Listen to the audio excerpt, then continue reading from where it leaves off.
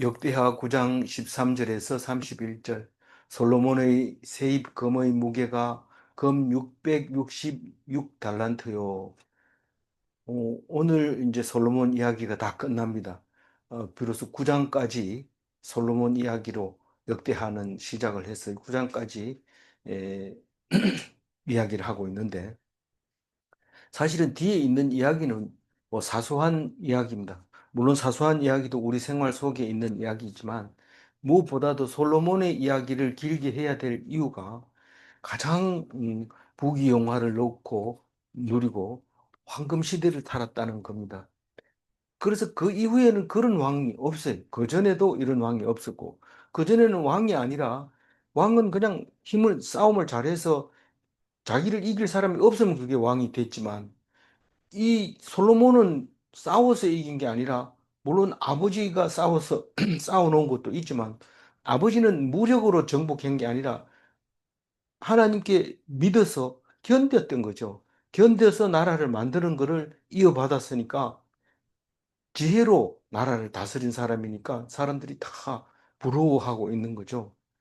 음, 다윗은 믿음이 좋아서 하나님이 축복해 주신 거고, 솔로몬은 다윗의 믿음 때문에 부하고 지혜롭게 살 수 있었던 거죠. 그 이후에는 왜 솔로몬 같은 사람이 안 나왔을까요? 어, 하나님은 세상 지혜가 솔로몬보다 더 할 수는 없다. 제국이라고 해가지고 이제부터는 전부 법에 의해서 움직여지는, 어, 임금의 왕의 힘에 의해서 하는 게 아니라, 물론 이제 권력이라고 하는 것을 가지고 있는 게 왕이 되겠지만, 음, 제국에 의해서 다스려지지 왕 하나의 지혜 가지고는 안 된다 하는 이야기를 에, 하고 있는 겁니다. 다시 말해서 솔로몬 시대가 지나면 지혜 가지고는 안 되고 책사 가지고는 안 되고, 어, 힘을 오히려 말을 가져야 되고 병거를 가져야 다스릴 수 있다 하는 것을 말하고 있습니다. 음, 어제 잠깐 했는 것을 생각하면, 황금 시대의 솔로몬에 대해서 이야기했습니다. 황금 시대에 돈 많을 때 예, 제일 중심에 서 있었던 게 서바 여왕이라는 것입니다. 어, 오빌의 검 이렇게 얘기하면 오빌이 어디냐 이러면 자세히 보면 서바에서 나왔다는 것을 알게 됩니다. 서바의 검, 그게 오빌의 검이라는 것을 알게 됐습니다. 그러니까 여왕과 솔로몬의 부와 떼어놓을 수 없는 거였던 거죠. 백단목도 거기서 가져왔고, 향품이라든가 금, 이거는 다 전부 그쪽에서 가져온 건데, 서바 여왕은 무역 말고도 선물로 많은 양의 금을 가지고 온 것을 알 수 있습니다. 그 값에 말을 하면 너무 음, 부피가 커서 우리는 뭐 몇 조 원 이래도 사실은 뭐 큰 의미를 잘 못 느끼고 있습니다. 그 무엇보다도 제일 큰 거는 아버지가 물려준 금이 제일 큽니다.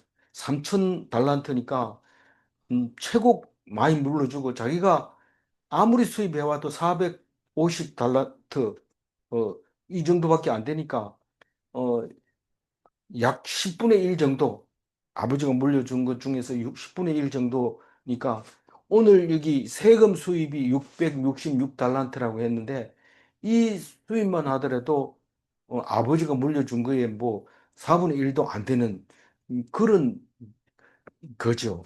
아주 부자라고. 오늘 얘기는 지금 솔로몬이 가지고 있는 재산 다 드러내놓고 얘기하고 있는데, 그거 가지고도 음, 부족한 거죠. 무엇보다.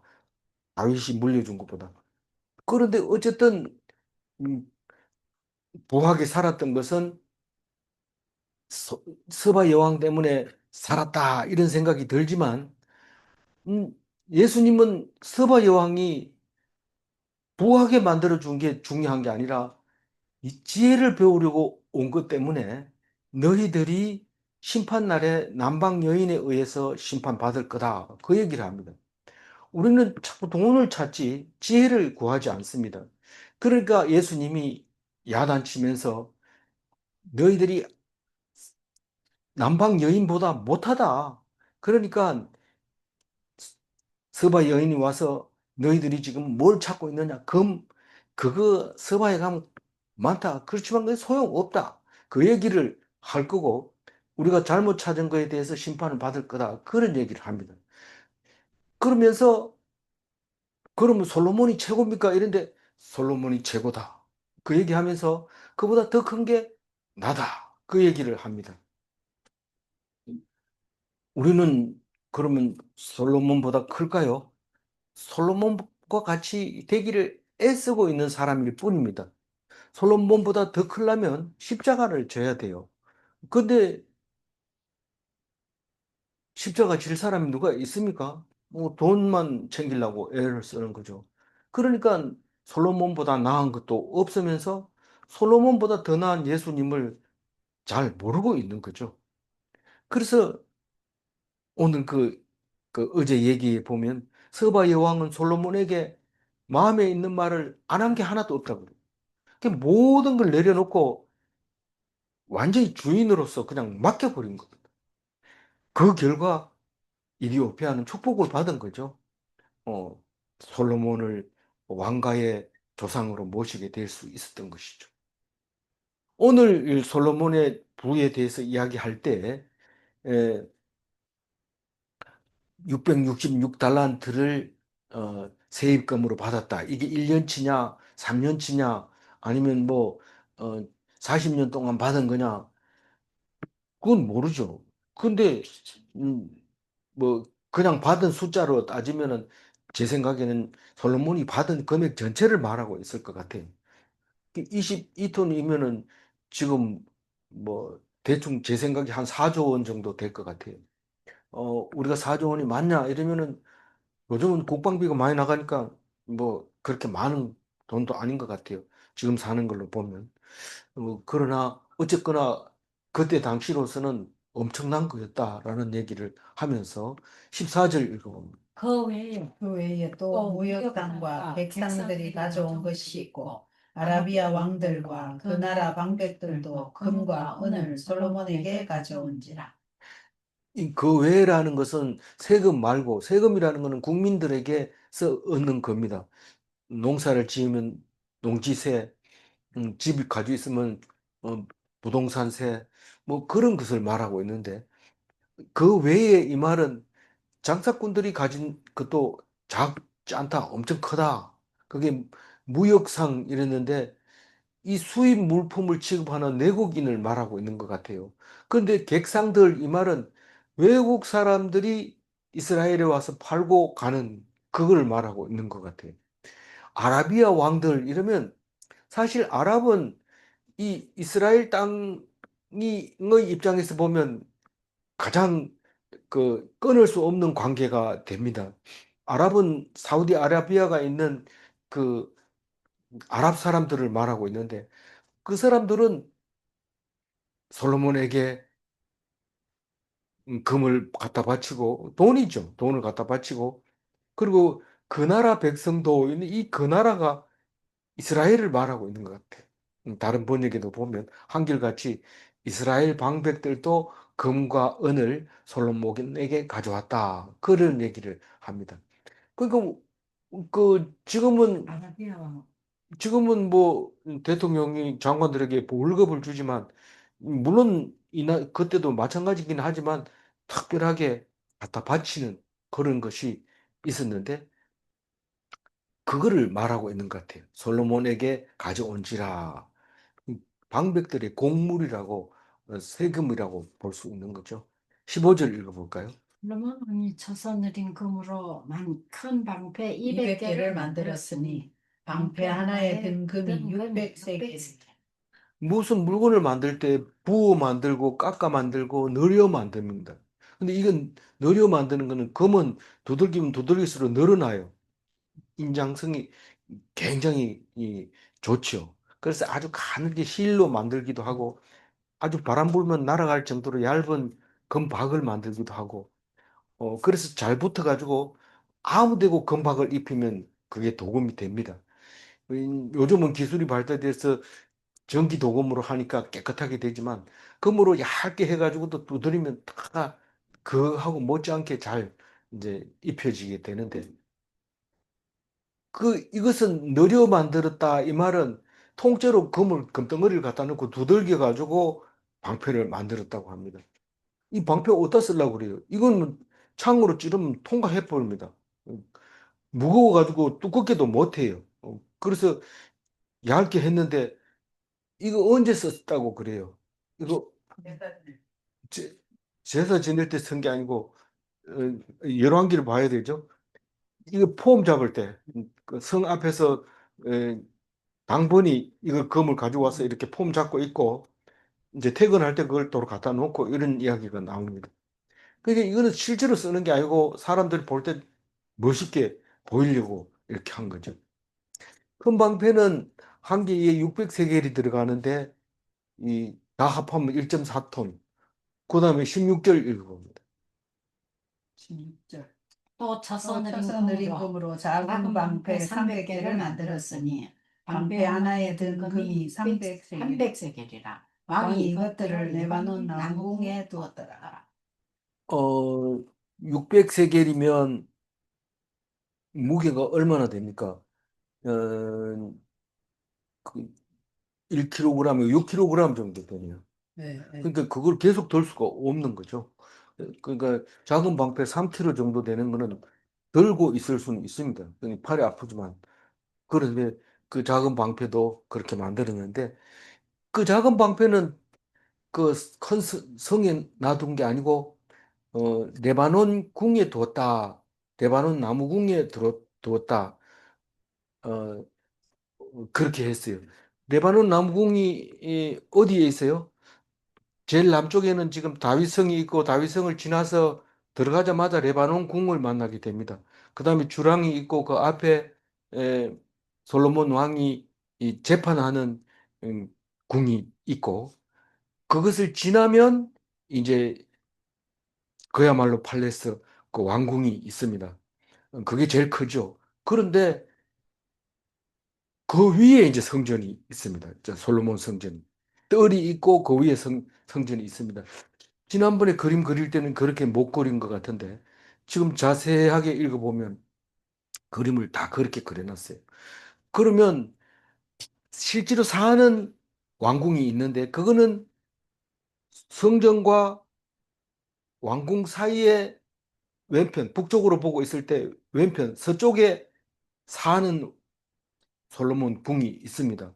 그리고 그 옆에 누가 있어요? 바로의 딸 궁이 따로 있습니다. 그 크기에 대해서 엊그저께 나왔죠. 그 크기는 왕궁의 주랑하고 어, 공주의 처 솔로몬의 처지만은 그 크기하고 같았다라고 얘기를 합니다. 그리고 큰 건물이 그렇게 많이 있었던 거죠. 그 레바논 궁은 이제 사람들이 오면 초빙하는 거고, 그리고 다스리는 거는 그 위에 있는 본궁이고, 생활 거처하는 궁은 따로 있고, 그렇게 엄청 많은 이제 궁을 가지게 됩니다. 17절 읽어볼까요? 왕이 또 상아로 큰 보좌를 만들고 순금으로 입혔습니다. 여기는 이제 그 팔레스에 앉아가지고 있는 그 보좌를 말하고 있는 거죠. 상하는 코끼리 이 엄니잖아요. 엄니인데 이거를 가지고 보좌로 만들어 놓으면 아무리 오래 가도 뒤틀리지도 안 하고 어, 좋습니다. 근데 그걸 순금으로 입혔습니다. 이 금은 아무 데고 잘 입혀져요. 그냥 두드리면 착 붙어가지고 반질반질하게 잘 입혀져 있는데 그렇게 만들었다.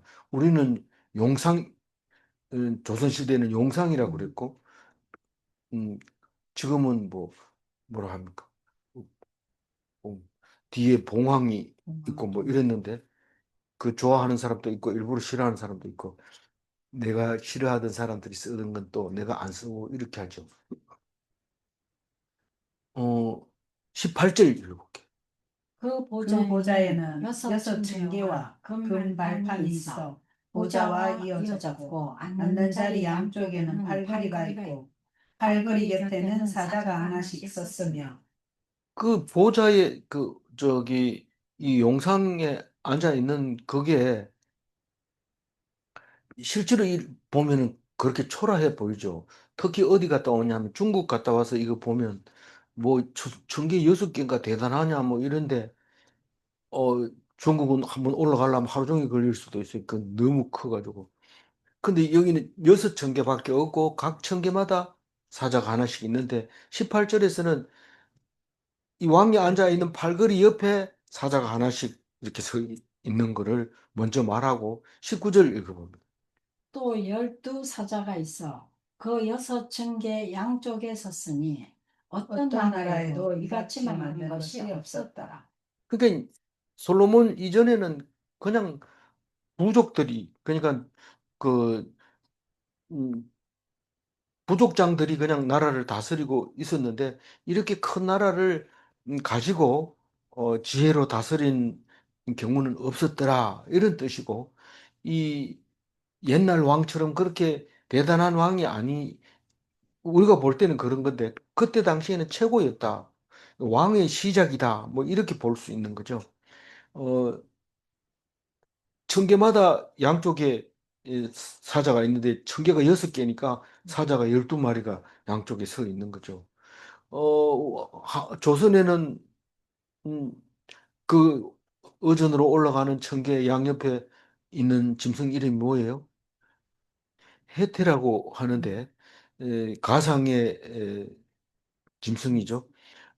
실제로 없는 건데 사자 얼굴을 한 것 같기도 하고 그런 게 이제 서 있습니다. 아주 어, 사람에게 좋은 역할을 하는 해태다. 이제 그렇게 얘기하고 있습니다. 20절 읽어볼게요. 솔로몬 왕이 마시는 그릇은 다 금이. 금이요. 금이요. 레바논 나무의 그릇들도 다 수금이다.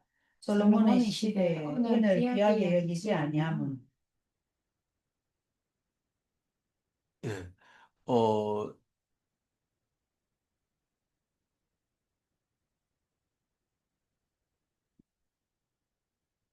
아까 레마동 궁에 뭘 갖다 놨댔어요? 방패. 작은 방패는 다 거기다 갖다 놨어요. 그러니까 그, 그, 예. 음, 예. 거기는 전부 금만 갖다 쌓아놓은 거죠. 레바논 백향목으로 지은 궁인데, 어, 근데 레바논 궁이 나무로 되어 있으니까, 나무 궁이니까, 불나면 뭐 다 타고 없어질 것 같아요. 은은 귀하게 여기지 아니했다. 왜냐하면 엄청 부자기 때문에 21절 읽어봅니다. 왕의 배들이 후람의 종들과 함께 다시스로 다니며 그 배들이 3년에 1차씩 다시스에 금과 은과 상아와 원숭이와 공작을 실어옵니다. 그러니까 엄청 부자였다고 하는 거죠. 그러니까 그 다시스는 우리가 신약에서 다 그 스페인을 다시스라 한다 그랬는데 이때 당시에는 다시스를 지중해 끝에 있는 겁니다. 다시스를 지나면 그 지브롤터 해협을 지나서 대서양으로 나가는 길입니다. 그래서 이 지중해 안에서 원양 상선이라고 할 것 같으면 다 다시스로 가는 배라고 생각하고 다시스의 배라고 얘기합니다. 이 얘기를 왜 길게 하냐면 나중에 이제 분열왕국 시대 때 다시스의 배를 어디서 건설합니까? 음, 에시온 게벨. 에시온 게베레스 합니다. 에시온 게베레스는 지중해로 들어갈 수 있는 길은 지브롤터 해협으로 가야 됩니다. 지금은 수에즈 운하로 비싼 돈 주고 가지만 그때는 당연히 없었으니까 불가능한 일입니다. 물론 저 아프리카 희망봉을 돌아가지고 가면 되지만 그렇게 하려면 차라리 짐을 지고 넘어가는 게 훨씬 낫죠.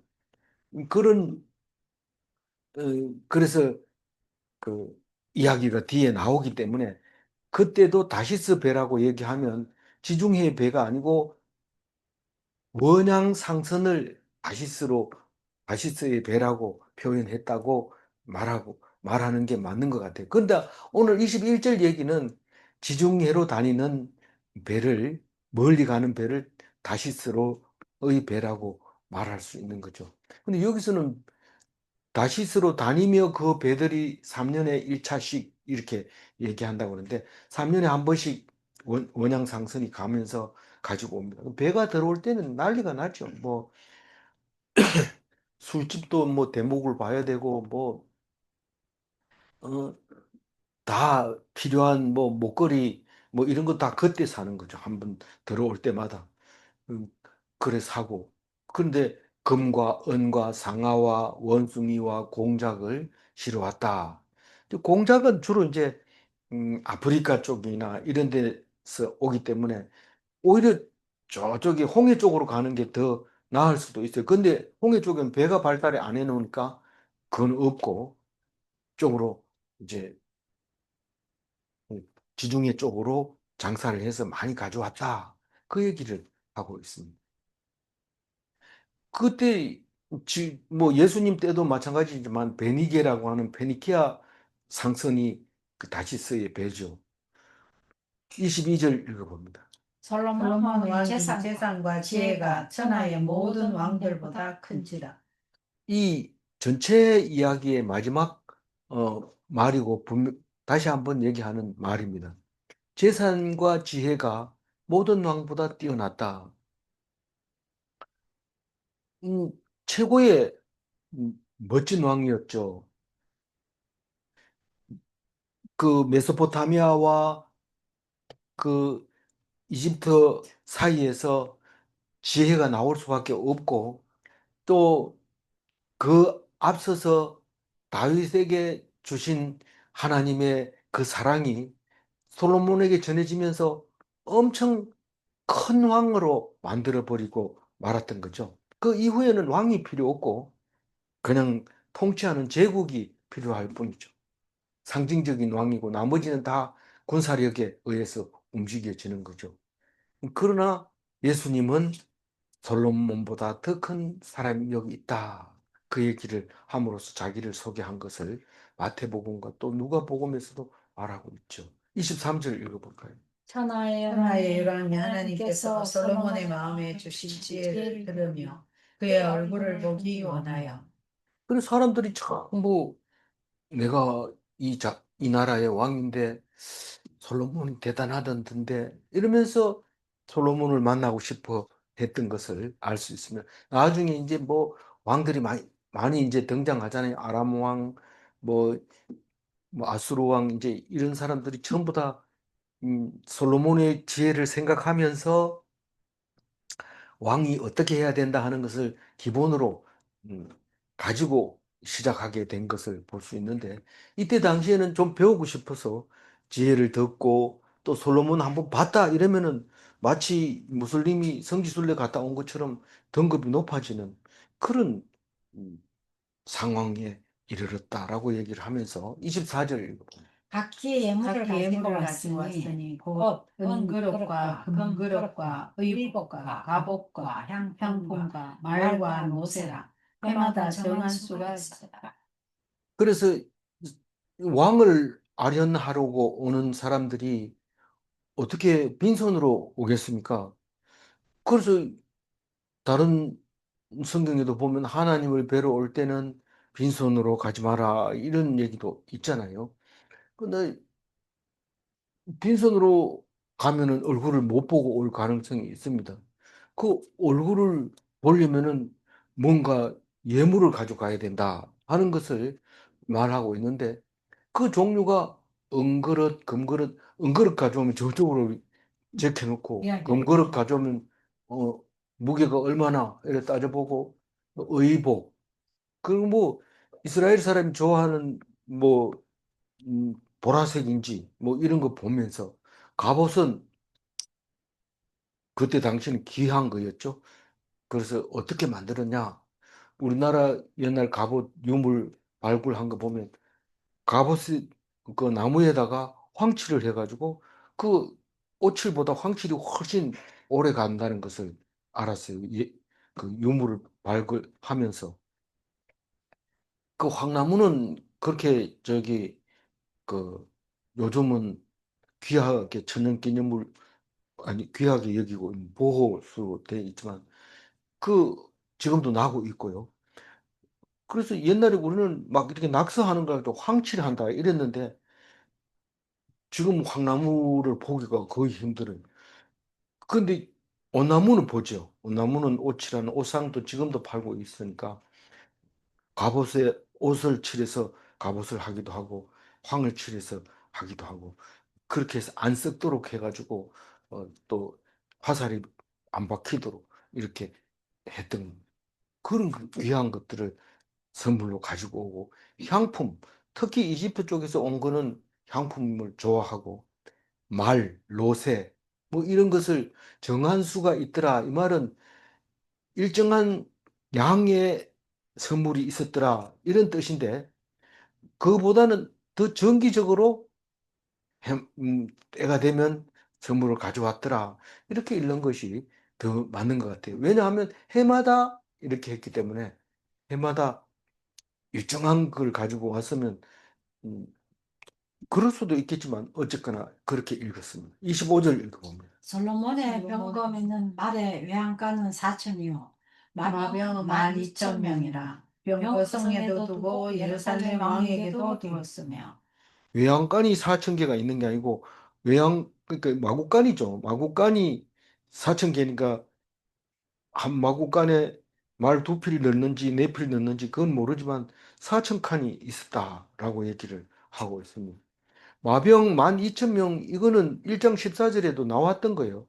그리고 병거성에도 두고 예루살렘 왕에게도 두었다 하는 것도 1장 14절에 말하고 있는 겁니다. 1장 14절 한번 읽어볼게요.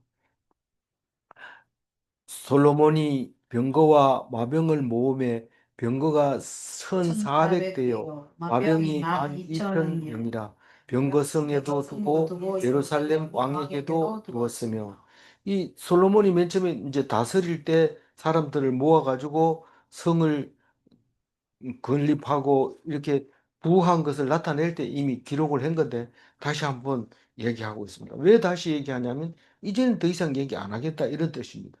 그래서 얘기를 잘 들어보면 처음에 했던 얘기 하면 이게 끝난다 하는 것을 알고 있습니다. 히브리에 기록하고 있는 그 양식이 그렇습니다. 그래서 어, 이랬다. 26절 읽어볼까요? 솔로몬이 유브라데 강에서부터 블레셋 땅과 애굽 지경까지의 모든 왕을 다스렸으며. 유보라 강에서부터 애굽 지경까지라고 했으니까 그 크기를 짐작할 수 있는데 블레셋 땅은 동쪽에서 바닷가에서 좀 차지한 가자 지구 쪽을 우리는 생각할 수밖에 없습니다. 성경에서 보면 가자 지구 쪽을 블레셋 땅이라고 했는데 블레셋도 다 솔로몬에게 복종했던 거죠. 왜냐하면 다윗의 군대에도 블렛과 글렛 사람들이 다 그 종 군사 역할을 했으니까 뭐 100%는 아닐지도 몰라도 다 정복한 것은 사실인 것 같아요. 그런데 여기서는 유보라데 강에서부터 애굽 지경까지가라고 했지만 이 그 성전을 건축하려고 할 때 사람들이 모여서 그 다 해놓고 이제 제사 지낼 때 7장 8절에 나오는데 이렇게 표현하고 있습니다. 한번 읽어볼까요? 그때 솔로몬이 7일 동안 절기를 지켰는데 하맛 어디에서부터 애굽 강까지와 온 이스라엘의 힘이 큰 회중이 모여 그와 함께 하였다. 그러니까 하맛 이러면 하란을 말하고 있는 것 같아요. 그래서 그 입구라고 말하면 유브라데 강하고 거의 가까이 붙어 있는 겁니다. 그래서 유브라데 강에서부터 애굽 지경이나 애굽 강을 말하고 있는데 그거는 이쪽에 있는 그 시내산을 포함한 거냐 아니면 홍해 쪽에 홍해 쪽 저쪽 이쪽 말고 어 이쪽은 무슨 만이에요? 아카바만 말고 저쪽에 있는 홍해 수에즈만 있는 그쪽을 말하느냐 아카바만을 얘기하느냐 뭐 그거는 여기서는 지금 수에즈 쪽으로 그 말하고 있는 것 같아요. 애국강이라고 부를 때. 지금은 수에즈가 아니라 아카바만 이쪽으로 시나이 반도를 이집트에게 돌려준 겁니다. 지금은. 만약에 정확하게 자기들 거라고 그러면 목숨 걸고 지키겠지만 그걸 도로 주면서 전쟁할 때는 자기 거라고 찾았는데 나중에 협상해가지고 돌려주면서 이집트는 시나이 반도는 이집트 땅으로 그냥 주고 있습니다. 다만 사용권은 유대인들이 지금 쓰고 있습니다. 27절 왕이 예루살렘에서 오늘 돌같이 흔하게 하고 백향목을 평지에 뽕나무같이 많게 하여 그렇게만 그 실제로 평지 뽕나무가 다시 말해서 돌 무화과 나무가 많이 곳곳마다 그냥 자연적으로 자라는 것을 가면 볼 수 있습니다. 그리고 오래된 거는 또 보호하면서 관광객들에게 삭개오이의 뽕나무 이래가지고 그 이름을 붙여서 우리가 그 앞에서 사진 찍을 수 있도록 그렇게 해놓은 데도 있습니다. 여리고 성 앞에 사해 바로 북쪽에 그렇게 되어 있습니다. 28절 읽어볼까요? 솔로몬을 위하여 애국과 각국에서 말들을 가져왔더라. 이 얘기는 뭐 앞에서 여러 번 나왔던 얘기고 애굽에서도 가져오고 음, 레바논에서는 백양목 가져오고 뭐 이런 건 다 있던 건데 다시 한번 분명하게 얘기하는데 엄청 잘 살았다 그 얘기를 하고 있습니다. 근데 이게 이야기가 끝이에요. 근데 11개는 엄청 다른 얘기를 또 많이 하죠. 일단 29절 읽어봅니다. 이외에 솔로몬의 시종 행적은 선지자 나단의 글과 실로 사람 아이야의 예언과 선견자 이도의 묵시책 곧 이도가 느바세 아들 여로보암에 대하여 쓴 책에 기록되지 아니하였느냐. 그 나단은 다윗 시대의 나단, 에, 그 나단이 이 솔로몬에 대해서 당연히 썼겠죠. 늦게 죽었으니까. 근데 아히야는 누구냐 하면 여로보암을 만나서 자기 옷을 찢어가지고 12조각으로 만든 다음에 10조각을 여로보암을 주면서 하나님이 그랬다 이렇게 하고 나중에 여로보암이 하나님한테 마음에 안 들어서 이제 갈 때는 여로보암 아내가 이 아이야를 만나러 옵니다. 변장을 하고. 그러면 바로 이름 불러 부릅니다. 이 여로보암의 처여 무슨 일로 왔느냐 이래 깜짝 놀랐는데 그런 그 아이야의 예언은 음, 어, 이 이또의 묵시책은 그 뒤에 보면 12장 15절에도 여로보암에 대해서 쓰기도 하고 13장에 가면 아비야의 행적에 대해서도 기록하고 있는 그 이또의 책인데 어, 그 책이 어디 갔느냐 이러면은 몰라 그 로마 시대 때 66권만 읽으라고 정해준 거야. 다른 책은 읽으면 안 돼. 그래가지고 없어진 거죠. 2000년 지나니까 어디 있는지 몰라요, 그 책이. 어쨌거나 이걸 미루어 보건대 있었다는 사실을 알 수 있게 됩니다. 30절 읽어. 솔로몬이 예루살렘에서 온 이스라엘을 다스린 지 40년.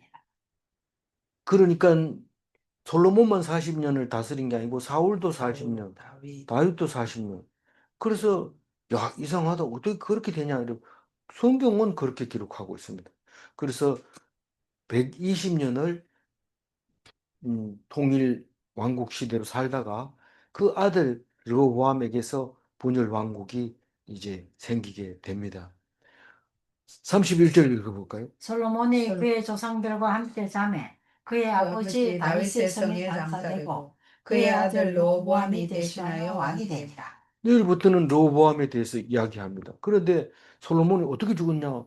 그냥 잔다. 이렇게 얘기하고 있습니다. 그리고 아버지 성에 장사되었다. 그 아버지하고 계속 사는 동안에 아버지 얘기만 했으니까 당연히 거기 가서 어, 누워야 되겠죠. 근데 열왕기에서는 뭐 처첩이 천명이고 뭐 이런 얘기 안 합니다. 그리고 하나님이 싫어했고 뭐 야단친 얘기 안 합니다. 왜냐하면 역대기니까요. 역대기는 유다 사람들을 위해서 쓴 거니까 솔로몬 최고 높이는 게 중요한 거지 나쁜 거 쓰는 게 중요한 게 아니었던 거죠.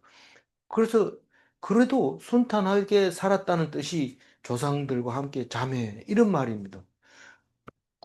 다들 이렇게 살고 싶지만 사실 예수님을 바라보면 이렇게 그냥 자연사 하는 것도 그렇게 음, 자랑스러운 거. 자랑스럽지 못하다 그런 말을 하고 있는 것 같습니다. 그러니까 갑자기 겁이 나죠. 오늘 십자가를 져야 되냐? 예수님 닮으려면 십자가를 져야 됩니다. 그러나 기도하면 그런 날이 없게 해달라고 하면 없애줄 겁니다. 그러나 진짜로 닮기를 원한다면 많은 사람이 이 비난을 받고 십자가를 지게 돌을 던질 겁니다. 그 돌에 맞아 죽으면 예수님 닮은 거고 안 맞아 죽으면 안 닮은 거일 수 있다 이 말입니다. 그래서 베드로나 뭐 바울이나 이런 사람들은 다 그런 결론을 내렸다 그런 생각이 드는데요. 사실 우리는 솔로몬을 역대기에서만 하더라도 참 대단해 보입니다. 그러나 진짜 솔로몬이라면 그 지혜가 주로 잠언서에 나오잖아요. 잠언서에서 나오는데 그런 글을 쓰는 사람이 없어요. 그래서 우리는 조금만 시간 나면 잠언서를 배우고 읽고 어려운 때도 읽고 심지어는 감옥소에서 읽는 것이 최고 베스트셀러가 잠언서입니다. 그리고 시편 읽고 이런데 그 지혜가 들어있으니까 아 이거는 아무것도 아니구나. 내가 하고 있는 게 이게 잘못이 아니구나. 이거는 원래 하나님 주신 거구나. 이렇게 해서 잠언서를 읽게 되지만 그 지혜 가지고는 예수님하고 비교도 안 된다. 그 얘기를 하고 이 전도서를 써서 우리가 만약에 솔로몬처럼 살았다면 우리 세상 다 헛되고 헛된 겁니다. 그 근데 하나님만 믿으면 헛되지 않는다고 했잖아요. 근데 하나님을 알지도 못하고 믿을 수가 없어요. 그러니까 헛될 수밖에 없어요. 그거를 솔로몬이 우리에게 얘기하고 있는 겁니다. 어떻게 하면 그럼 예수님을 알고 예수님처럼 살 수 있느냐?